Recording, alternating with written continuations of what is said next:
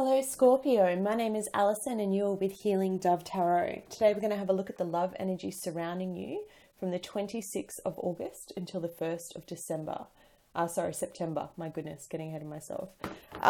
Before we get started, I just want to let you know that the 26th of August is also a full moon in the sign of Pisces. Pisces is all about creativity, spirituality, how we relate to others in particular, but also about following your heart. So just know that you're going to feel those energies quite potently around this full moon. Pisces is your sister sign, so it's water energy. You're going to feel that push and pull, okay? The next day we have Mars coming out of retrograde, so going direct on the 27th. Now, Mars takes a little bit of time before it reaches its full capacity or strength, if you will. It's a good way of explaining it, and that won't happen until the 8th of October. So just before your birthday month coming up. Lots to get through. However, I've already pre-shuffled your cards, so let's get started. Scorpio, at the bottom of the deck, we start off this week with the energy of the Empress. Gorgeous energy. The Empress is, it represents like fertility, abundance, wealth, happiness. It literally can speak to fertility. So if some of you have been wanting to try for a baby, then this would be your week. I would highly recommend it. It's in the stars, as we say. And I say that as well because I have the Six of Wands at the center. So that's good luck in terms of fertility and wanting to recreate, procreate.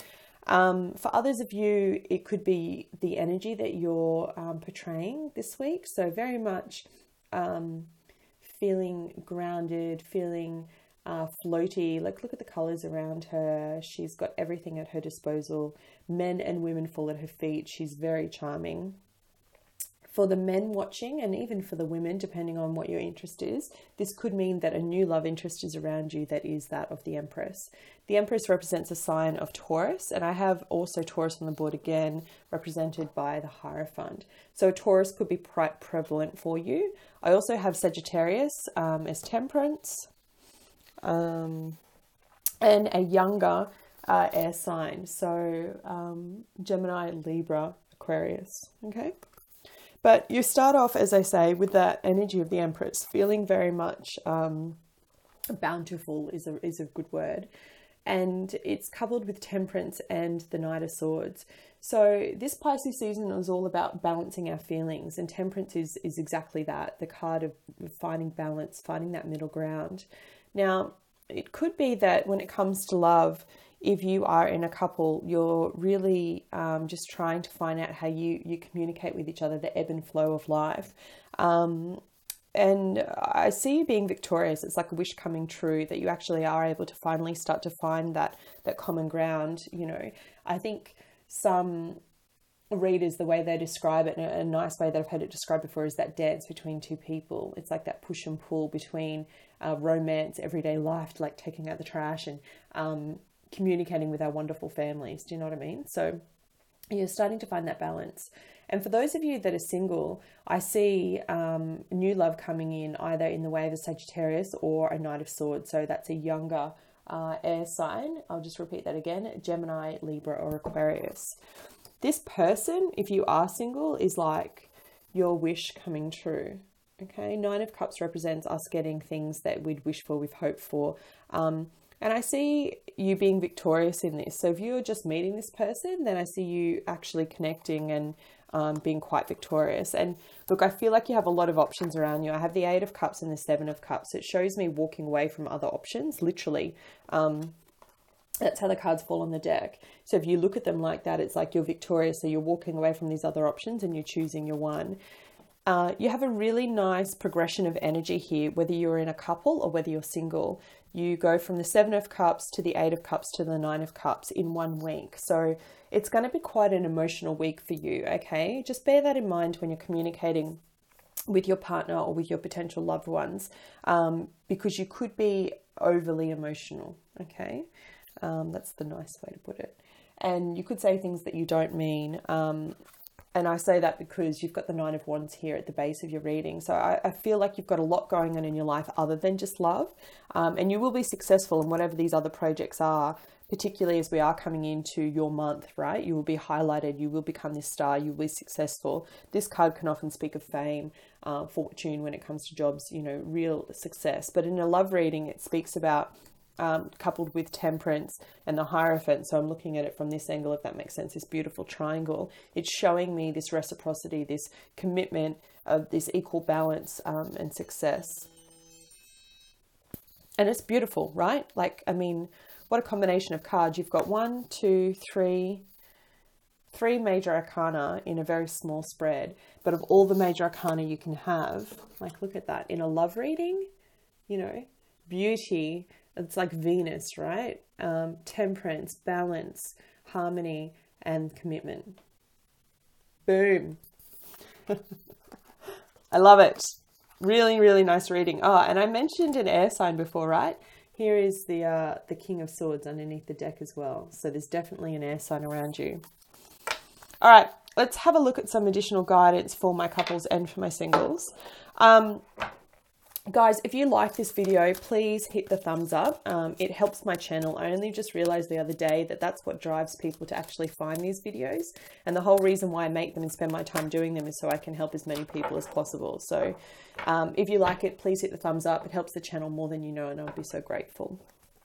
All right, thank you, Spirit. Please show me what are the messages for sign of Scorpio, singles, in love. There it is. Awaiting results. Yeah, interesting. Okay. I love the illustration on this card. It's the Seven of Pentacles, okay? But it speaks about planting roots and waiting for your harvest. See how she's drawn there, like in a field, and then she's got, I believe they're apple trees or grapes or something, right? She's waiting for harvest. She's planted the roots. She's waiting for everything to come true. And I feel like you're finally getting your wish fulfillment. You're finally drawing in this beautiful energy. And I'm seeing an air sign, right? Couples. Couples for you, it's all about balance. Can I have some additional guidance for Scorpio couples, please? 26th to the 1st of September. Thank you, Spirit, my guides. White dove, are you there? Show me, what do they need to see? Please show me. Thank you. There it is. Mending.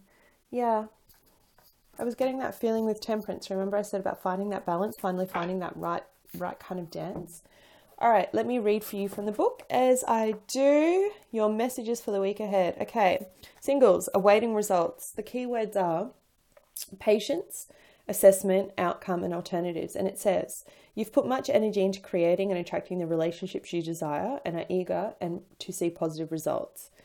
What did I say about manifesting? Didn't I say that? Patience is needed, however. Reshaping attitudes and belief takes time. Refining yourself so that you'll attract just the right person is a process. Isn't it what? If you find yourself becoming frustrated at the apparent lack of visible change, step back and focus on something other than your relationship for a while. When you're feeling more detached, you'll be in a better position to notice any improvements. That's really beautiful, right? It's one of the hardest things to do, though, is detaching ourselves from an outcome, especially when our heart's involved, because we're invested, right? We're emotionally invested. We like the person. So, but look, I think the key message there is all about manifesting the right person into your life for you. Couples, 52, the very last card in this deck. And the key words or the essential meanings are forgiveness, making amends, and healing after arguments.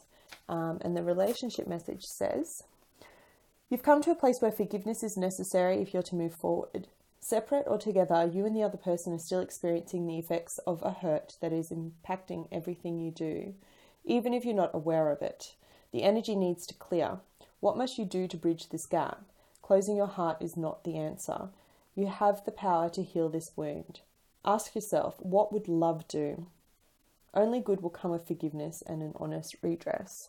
So it speaks about if you have had arguments and if you have had that kind of tension, which, because you've both been a little bit burdened with work and other responsibilities and potentially kids, just know now is the time to kind of find that harmony. And look, I was saying that at the beginning of the reading, right? Now is that time for balance, for mending, and you have the spiritual, the cosmic, the universal, however you wish to call it, the right energies around you.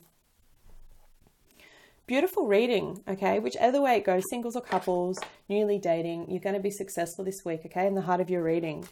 So don't be in your head, don't stress about it. Just watch your emotions. You do have the tendency to overact this week, and be careful with having expectations of new people in your life. I wish you love and light. Take care. I'll be back with you next week.